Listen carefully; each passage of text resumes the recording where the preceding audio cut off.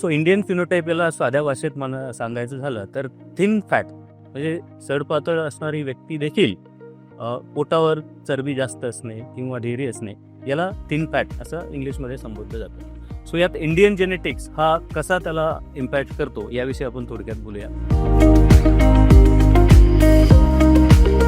आज 10 पैकी 3 लोकांना उच्च रक्तदाब आहे आणि ह्याचं प्रमाण वाढत चाललं आहे. उच्च रक्तदाबाचे 2 प्रकार आहेत, एक इसेन्शियल किंवा प्रायमरी हायपरटेन्शन आणि दुसरं सेकंडरी हायपरटेन्शन. प्रायमरी हायपरटेन्शन ह्याच्यामध्ये बरेच कारणं असतात, मल्टीफॅक्टोरियल आपण त्याला म्हणतो. काही लोकांमध्ये जेनेटिक असतं, अनुवंशिकता. काही लोकांमध्ये डाएट, खूप जेवणामध्ये मिठाचं सेवन जास्त असलं तर डायबिटीसमध्ये आपल्याला असं दिसतं की ज्यांचं शुगर अस्थिर आहे, अनकंट्रोल्ड आहे, त्यांच्यामध्ये ट्रायग्लिसराईड लेवल जास्त आलेले असतात.